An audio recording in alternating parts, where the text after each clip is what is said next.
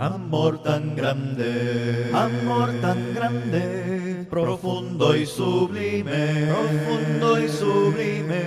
es el amor de mi Creador. El tema que nos ocupa, hermanos, siempre es en el propósito número 2, que es el servicio o el ministerio. Hemos dicho ya muchas cosas, sensibilizándonos un poco con respecto a lo que significa servir o ministrar. Una de las cosas que hemos mencionado es que el servicio o el ministerio es algo que se hace, ¿verdad? Principalmente fuera de de la obra de la iglesia, o sea, digo, de la obra del edificio, todo lo que hacemos con hermanos o a eso se le llama comunión, pero el servicio en sí tiene que ver con el prójimo, con la ayuda al prójimo, específicamente es eso, ¿verdad? Decía yo que algunas veces confundimos el término, ¿verdad? Creemos de que barrer, que ordenar las sillas, que dar de comer a los hermanos o ayudarles en el construir el edificio.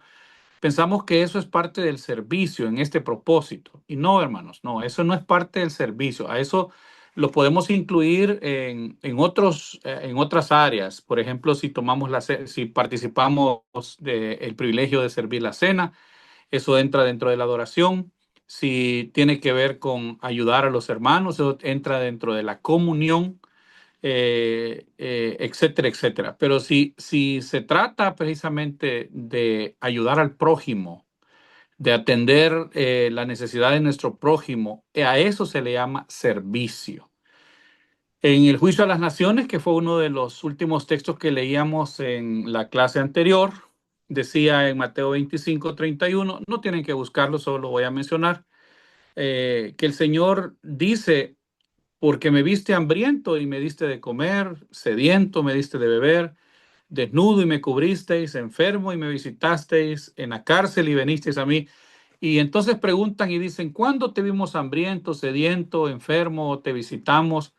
Y el Señor dice, lo que le hiciste a uno de estos, a mí lo hiciste. Entonces ahí describe perfectamente las áreas también de servicio, ¿verdad? Que el Señor mismo, de sus labios, pues Él los expresa como áreas que son bien importantes para poder desarrollar este ministerio. Ahora, hermanos, vamos a hablar acerca de cómo podemos pensar como siervos, pensando como siervos. Vamos a comenzar diciendo, mis queridos hermanos, que el servicio a Dios, el servicio, el ministerio, empieza en nuestra mente. Ser siervo requiere un cambio mental, un cambio de actitudes, obviamente. Porque Dios siempre, hermanos, va a estar más interesado en por qué hacemos las cosas, ¿verdad? Que en lo que hacemos realmente. Nosotros creemos que Dios está interesado en que lo que hacemos lo hagamos bien hecho y algunas veces no lo hacemos bien hecho. Pero eso es otra cosa. Dios está interesado en el trasfondo, en lo que hay detrás de lo que hacemos. ¿Qué nos motiva, qué nos mueve a hacer, verdad? Algunas cosas. Las actitudes, hermano, cuentan más que los logros.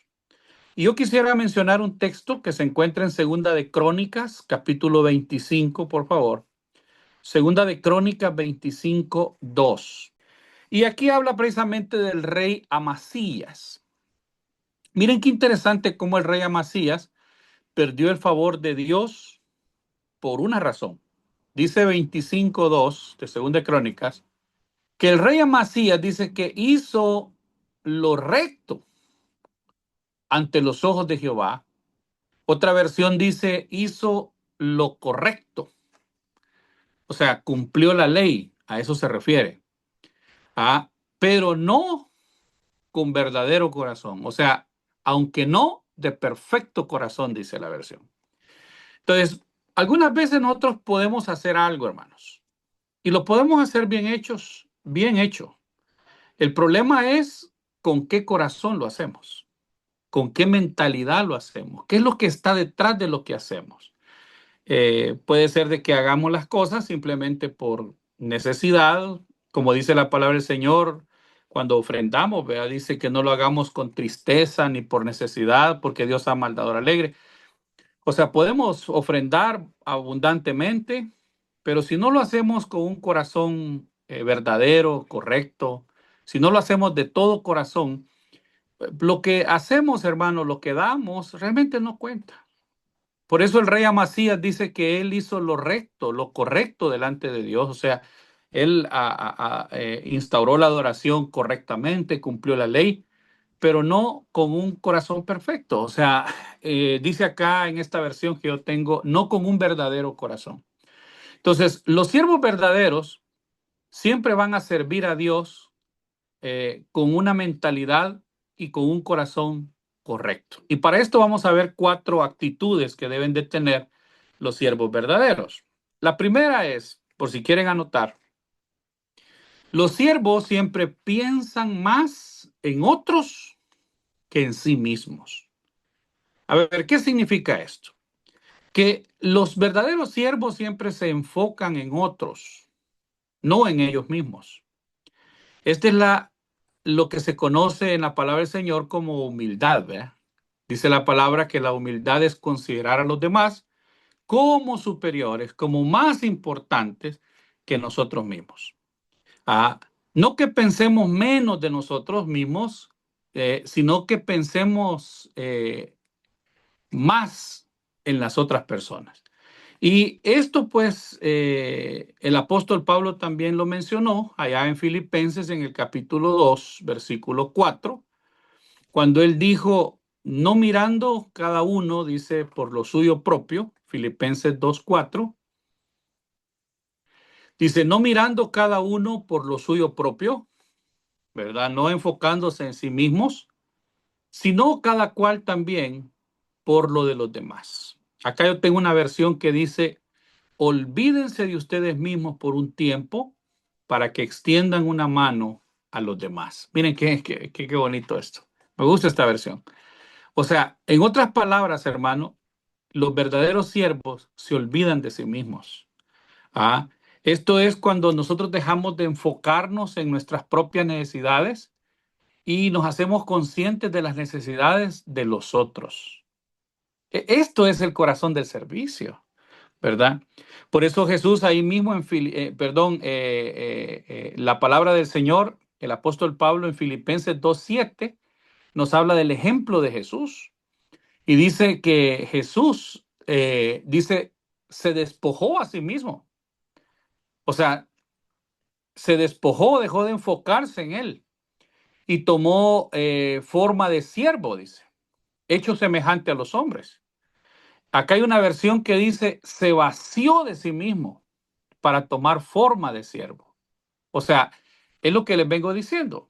Cuando dejamos de enfocarnos en nuestras propias necesidades, en nuestra propia persona, en nuestros propios intereses, y comenzamos a enfocarnos y a ser más conscientes de la necesidad de los demás. Y yo les pregunto, hermanos, ¿cuándo fue la última vez que nosotros nos vaciamos de nosotros mismos para beneficiar a otro? ¿Cuándo fue la última vez que dejamos de pensar en nuestros intereses para pensar en los intereses de otro? No podemos ser un siervo completo, un siervo verdadero, si estamos llenos de nosotros mismos. Cuando nos olvidamos de nosotros mismos, es entonces cuando empezamos a tener la mentalidad de siervo. Esto es bien importante, hermanos. Desgraciadamente, bastante del servicio que hacemos es a menudo para servirnos a nosotros mismos. No sé si se han dado cuenta. Muchas veces podemos servir con los propósitos equivocados. Podemos servir para impresionar a otros. Algunas veces podemos servir para ser admirados. O algunas veces podemos servir para lograr nuestras propias metas. Y a esto no se le llama servicio, se le llama manipulación. Esto es tratar de manipularnos, ¿verdad? Y de manipular a la gente. Esto no es ministerio, no es servicio, es manipulación. Porque mientras servimos así, lo que hacemos en realidad es solo pensar en nosotros mismos todo el tiempo. Algunas personas, hermano, tratamos de usar el servicio como un instrumento para hacer tratos, inclusive con Dios. Fíjense, qué terrible esto. En otras palabras, le decimos a Dios, Dios, yo haré esto por ti, pero tú haces esto por mí, ¿verdad? O sea, dando y dando. Yo voy a servir más, pero yo quiero que tú también, ¿verdad? Como cuando nosotros decimos, hay que sembrar para recibir más, ¿verdad? Yo recuerdo que una vez en la congregación yo hablaba con una maestra de niños y yo le decía que hay un cantito que dice, si yo te doy 5 centavos, el Señor me da 10. Yo le decía, ¿ese canto hay que explicarlo bien o hay que corregirlo o no hay que cantarlo? Porque no significa de que yo estoy metiendo dinero para sacar más dinero. Yo estoy dando para recibir. No, nosotros damos porque hemos recibido, ¿verdad? Eso es el concepto de la ofrenda. Es la justicia. Soy justo porque recibí, entonces yo ofrendo. Ahora bien, no podemos hacer un trato con Dios así, ¿verdad? Señor, yo te sirvo, pero tú me sirves a mí. Los servidores verdaderos, hermanos, no tratamos de usar a Dios para nuestros propósitos, ah, sino más bien dejamos que Dios nos use para los propósitos de Él. Ah, esta capacidad de olvidarnos de nosotros mismos es como la fidelidad, son extremadamente raras. O sea, lograr que alguien se olvide de sí mismo o lograr que alguien sea totalmente fiel a Dios es bien raro, hermanos. De verdad que es bien raro. ¿Ah? De todas las personas, por ejemplo, que Pablo conocía, hay un siervo de Dios que Pablo se expresa de una manera increíble. Y esto se encuentra en Filipenses 2, versículos 20 y 21. Y estamos hablando ni más ni menos que de Timoteo. Dice Filipenses 2, 20 y 21. Dice la palabra del Señor así. Dice, pues a ninguno, dice Pablo, tengo del mismo ánimo y que tan sinceramente se interese por vosotros. ¿Y de quién está hablando? De Timoteo. Porque todos, dice, buscan lo suyo propio, no lo que es de Cristo Jesús. Vean qué interesante esto. Dice Pablo que Timoteo nunca estaba buscando lo suyo propio, estaba buscando lo que le conviene a Cristo Jesús, como cuando Pablo recomienda a las mujeres y les dice que sean sujetas a sus maridos, porque esto conviene en el Señor, por el testimonio, ¿verdad? Por lo que predicamos a Cristo. Entonces, pensar como siervo es difícil muchas veces, hermanos, porque reta una de las cosas básicas en mi vida, el egoísmo, porque el egoísmo está ahí. Aunque Pablo nos enseña y dice, ya no vivo yo, mas Cristo vive en mí, ese egoísmo muchas veces sigue viviendo en nosotros. Por eso es que la humildad se convierte en una lucha diaria, una lección que tenemos que aprender una y otra vez, hermanos. ¿Por qué? Porque las oportunidades de ser siervo siempre van a estar retando o confrontando. Docenas de veces al día nos van a estar retando, hermano, porque vamos a tener docenas de oportunidades de servir y muchas veces no lo hacemos porque buscamos satisfacer nuestras propias necesidades y no las necesidades de otros.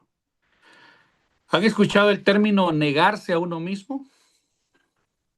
Ese término significa precisamente el centro del servicio.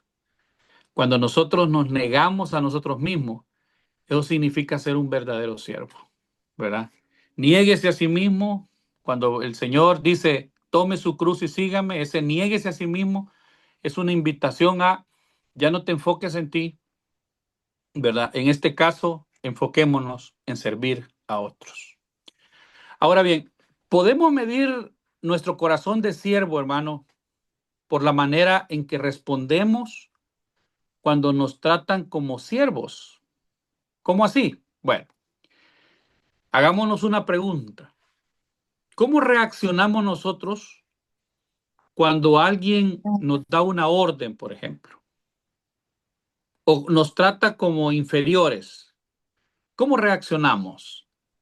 Ah, como dice Mateo en el capítulo 5, versículo 41, Mateo 5, 41. ¿Cómo reaccionamos nosotros cuando alguien nos da una orden? Y mencionábamos eso la clase pasada, ¿verdad? Dice el 41, y cualquiera que te obligue a llevar carga por una mía, ve con el 2. El corazón de siervo, hermano, se revela, ¿verdad? En estos momentos. Cuando alguien nos pide que hagamos algo, por ejemplo, si el predicador o los ancianos o el diácono nos dice a nosotros, mira, quiero que me ayudes en esto, quiero que hagas esto, quiero que limpies aquí, quiero que muevas aquí, quiero que lleves esto, quiero que visites a ese. O sea, ¿cómo reaccionamos cuando alguien nos da una orden? ¿Nos sentimos inferiores o nos sentimos privilegiados? ¿Ah? Aquí dice la palabra, ¿no? Que si alguien se aprovecha injustamente de nosotros, ¿ah? Yo creo que al contrario, hermanos, esa expresión, ve con el 2, si alguien te obliga a llevar carga por una mía, ve con el 2, lo que realmente nos está diciendo es que usemos esa ocasión para practicar el servicio. Eso es maravilloso, ¿verdad? Ahora bien, número 2, los siervos piensan como administradores, no como dueños. Y de esto hablábamos también en la clase pasada, en el tema de la mayordomía. Cuando alguien hizo algunas preguntas, ahí explicábamos que en la iglesia no existen líderes. Yo le decía a ustedes eso, ¿verdad? Yo he tenido muchos problemas por eso, hermano. De verdad, créanmelo. Muchas discusiones porque sigo sosteniendo que en la iglesia no hay líderes. Que hayan personas que sean muy buenos cristianos, que dan ejemplo, que dan ganas de seguirlos, que uno los busca para consejería. Eso no los hace líderes, los hace mayordomos. Y el mayordomo es otro siervo de Dios que está a cargo de otros siervos. Así de sencillo. Porque el término líder es un término muy del mundo, a alguien a quien seguir. Y nosotros no seguimos a las personas, seguimos a Cristo. Ahora bien, que las personas que siguen a Cristo nos dan un ejemplo, como Pablo dijo, sean imitadores de mí como yo de Cristo, esa es otra cosa. Nosotros, por ejemplo, los hermanos mayores en la congregación nos enseñan a hacer muchas cosas en la iglesia, pero son siervos de Dios, ¿verdad? Y por eso no deben de olvidar que no son dueños de la propiedad, no son dueños de la iglesia, hermano, porque si no caeríamos en el problema de Diótrefes. ¿Se acuerdan de Diótrefes? El apóstol el apóstol Juan habla de Diótrefes, como dice que expulsaba a los hermanos y les impedía que se juntaran con otros. Ah, y cuando los otros querían recibir a los apóstoles, a un grupo de cristianos, no lo dejaban, o sea, porque él se había adueñado de la iglesia. Entonces, este punto número 2 es que los siervos piensan como administradores y no como dueños, es bien importante también, porque los siervos de Dios deben de recordar todo el tiempo que el dueño de todo es Dios.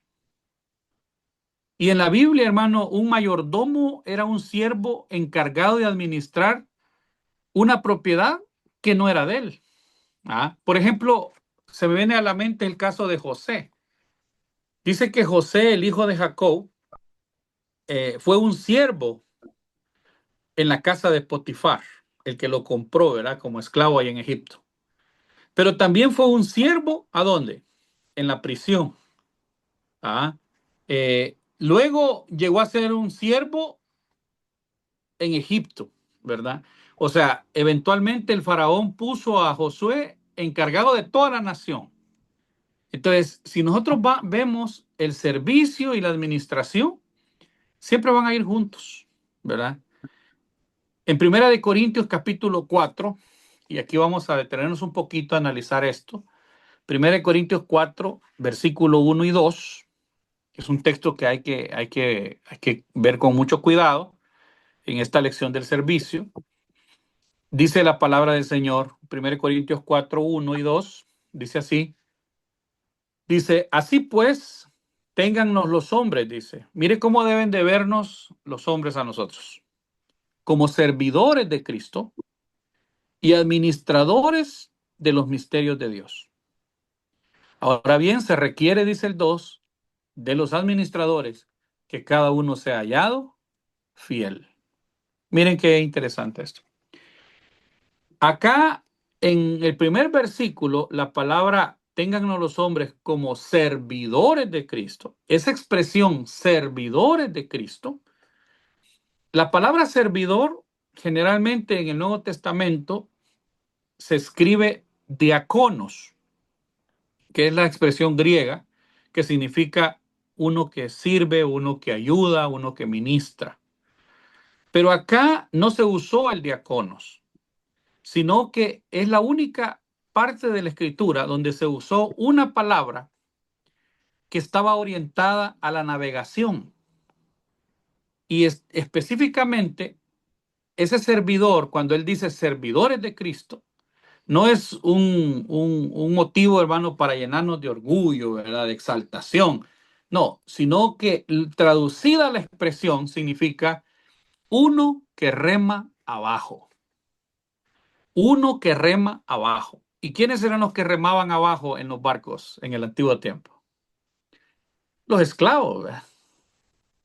Los que llevaban toda la fuerza, remaban, y entonces ellos son los que más sacrificio hacían, ¿verdad? Para mover la nave.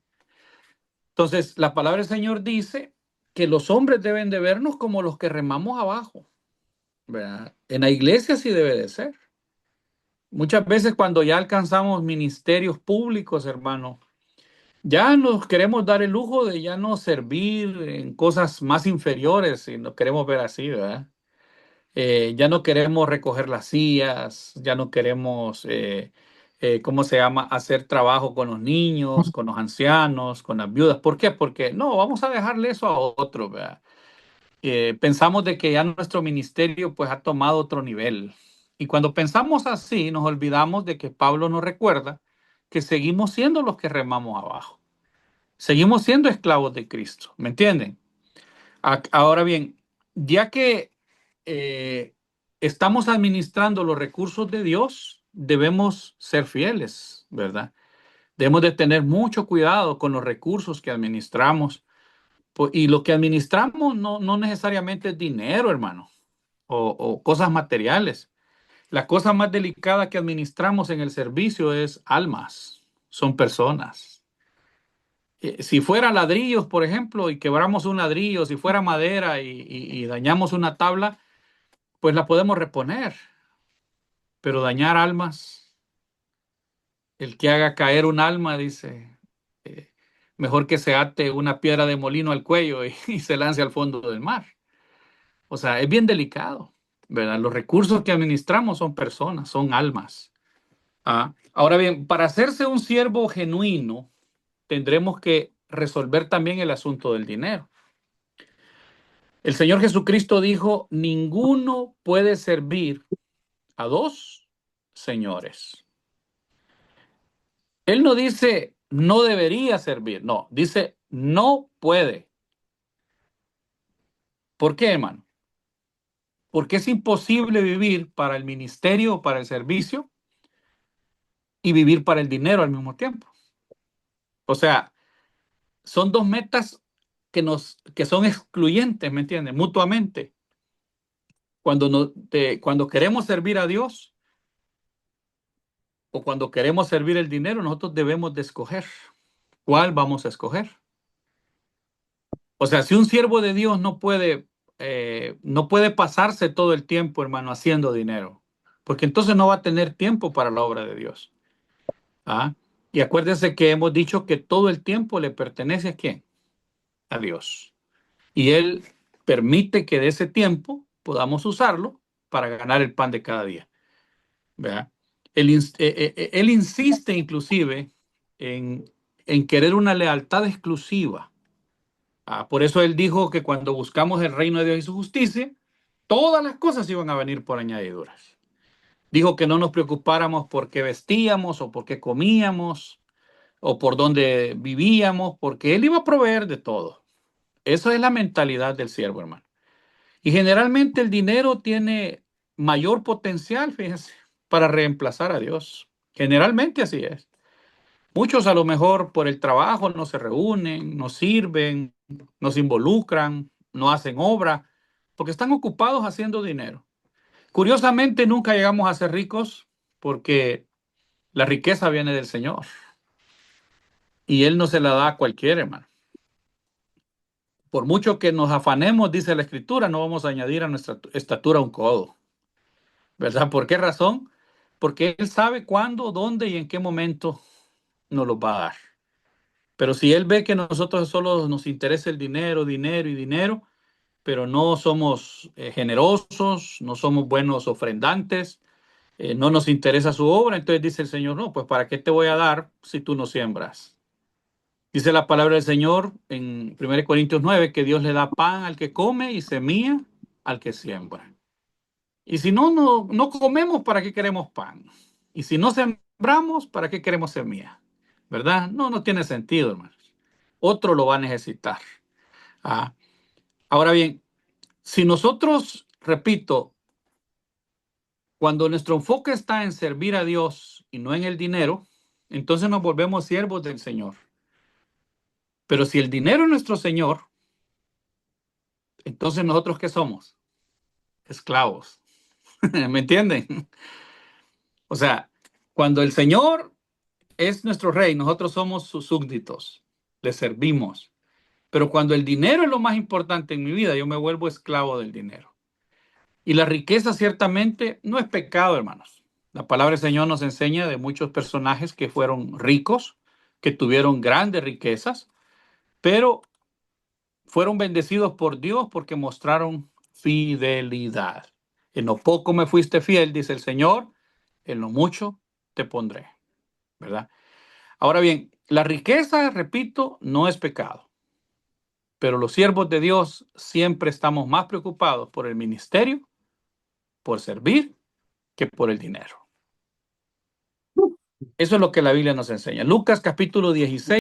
Fíjense que Dios usa muchas veces el dinero para probar nuestra fidelidad como siervos.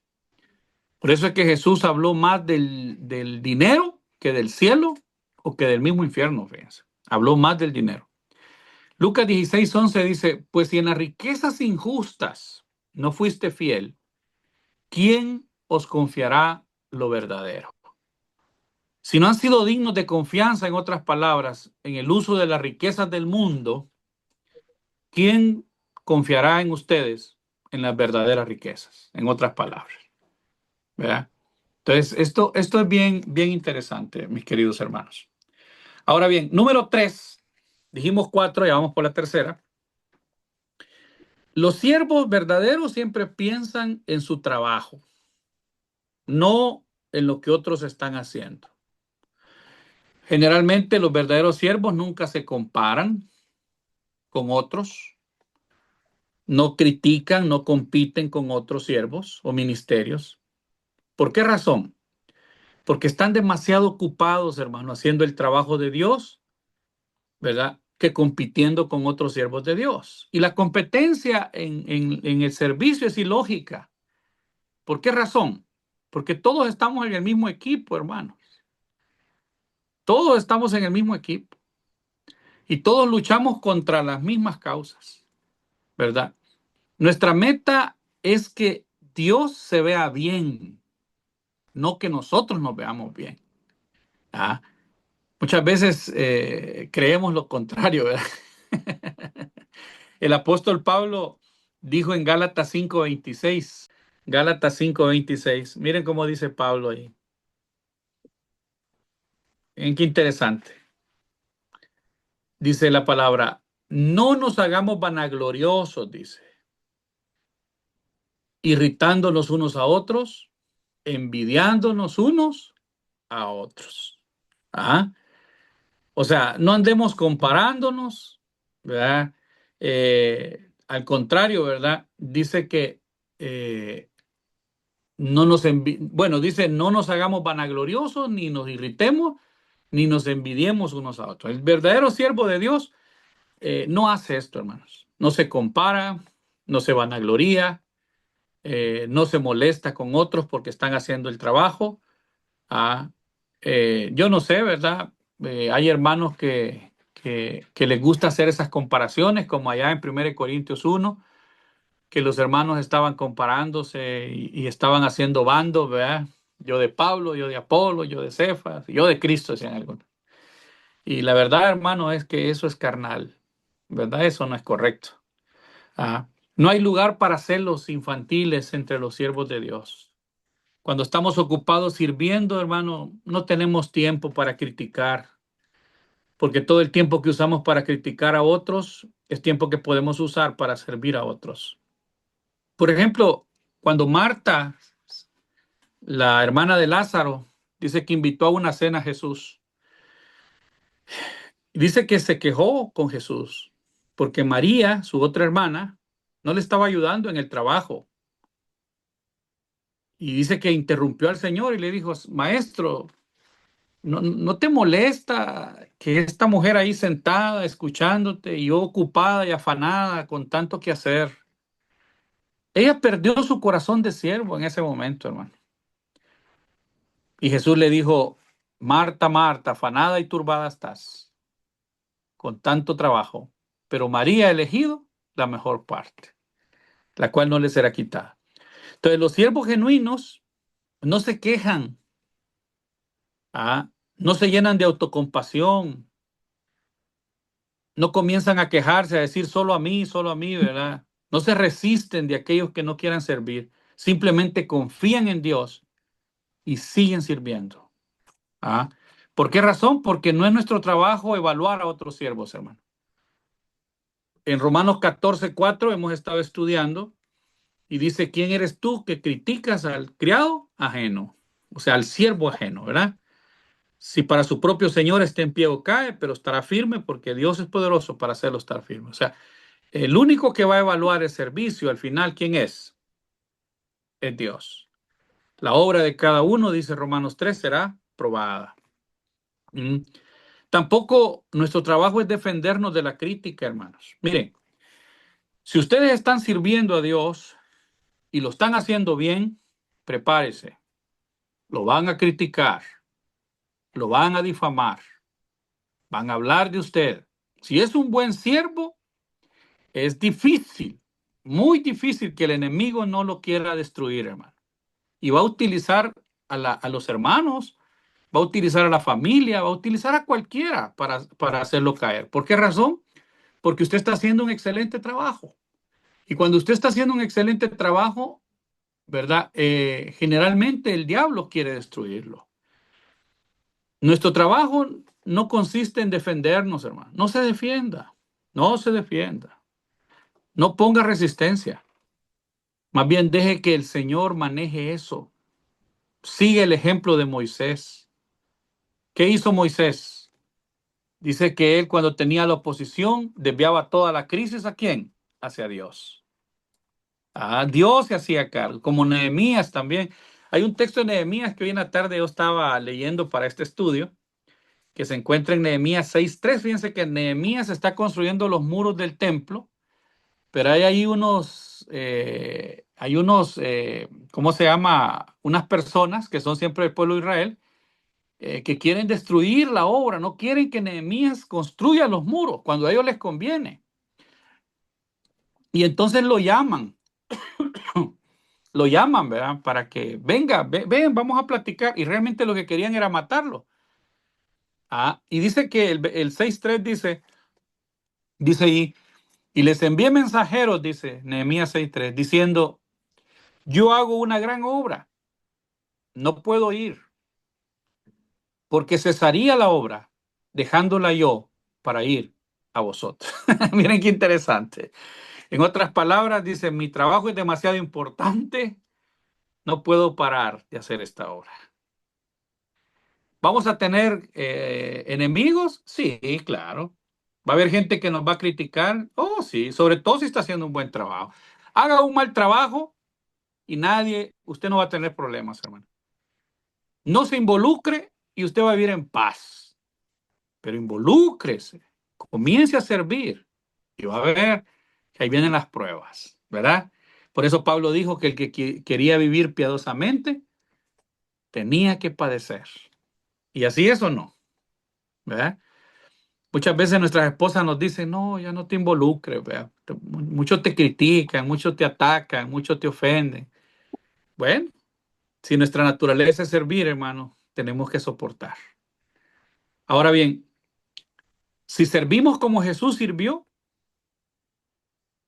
bueno, dice que el que se mete a Redentor termina crucificado siempre, ¿verdad? Así que tengamos cuidado.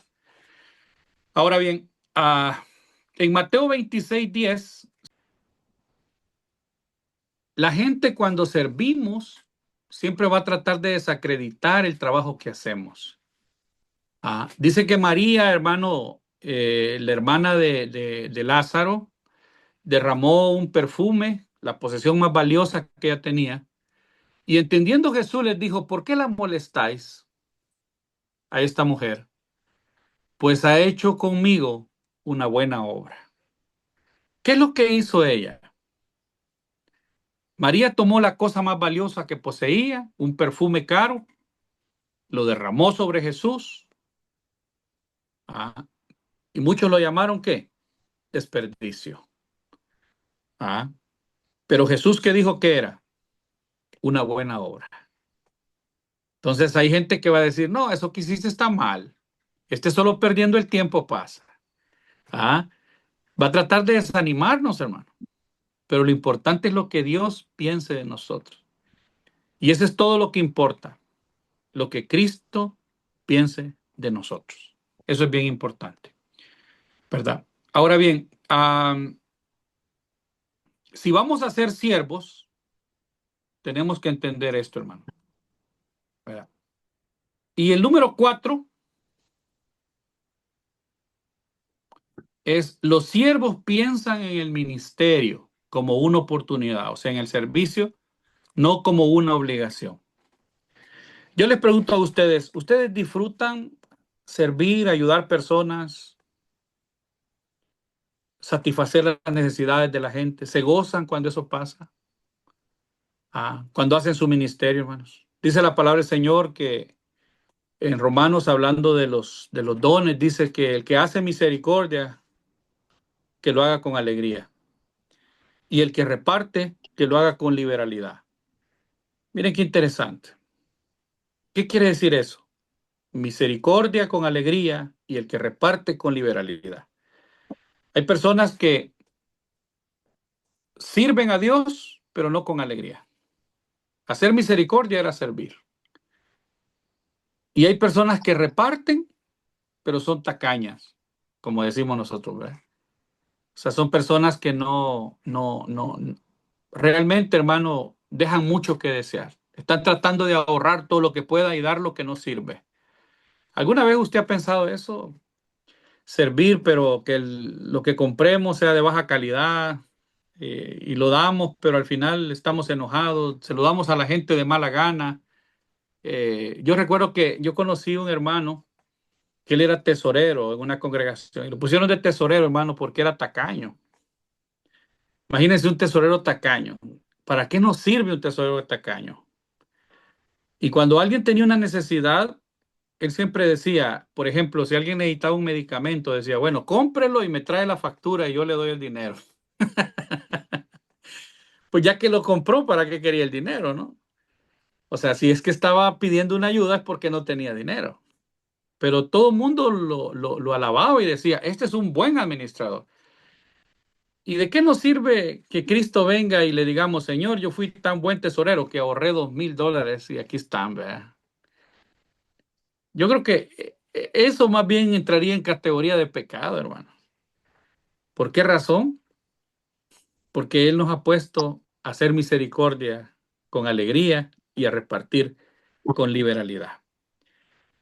Disfrutamos ayudar, servimos al Señor con alegría, como es Salmo 102, servimos con gozo. ¿Mm? Vemos el servicio como una oportunidad, no como una obligación. Servimos a Dios porque amamos, servimos a los demás porque amamos a Dios, hermano. Ah, estamos agradecidos por la gracia de Dios, porque Dios nos ha dado el privilegio más grande y no lo merecemos. El mejor uso que le podemos dar a nuestra vida, sin duda, mis queridos hermanos, es servir. Ah, dice la palabra del Señor en Juan 12:26. Dice así: si alguno me sirve, sígame. Así dice, ¿verdad? Y donde yo estuviere, ahí también estará mi servidor. Miren qué maravilloso texto es, hermano. Y si alguno me sirviere, dice, si alguno me sirve, sígame, y donde yo estuviere, ahí también estará mi servidor. Y si alguno me sirviere, mi Padre le honrará. Como dice también Hebreos 6:10, que Dios no es injusto para olvidar la obra de amor que hacemos hacia su nombre, habiendo servido a los santos y sirviéndoles aún, ¿verdad? Así dice la palabra. Imagínense, hermano, qué pasaría si tan solo el 10% de nuestra congregación tomáramos esta tarea. Imagínense todo el bien que podríamos hacer. Están dispuestos para ser de estas personas y nosotros somos de ese 10%, por ejemplo. No importa cuál sea su edad, no tiene que estar joven o decir yo estoy viejo y por eso no sirvo. Acuérdense que a Dios no le gustó el Moisés de 40, pero sí le gustó el Moisés de 80, hermanos, ¿verdad? 40 años tenía cuando huyó después de haber matado al egipcio Moisés y pasó 40 años en el desierto. Y cuando era de 80, Dios lo llamó, porque para Dios no hay edad para servir. Dios nos puede usar si comenzamos a actuar y a pensar como siervos. Las únicas personas felices son aquellas que aprendemos a servir. amor tan grande, profundo y sublime, es el amor de mi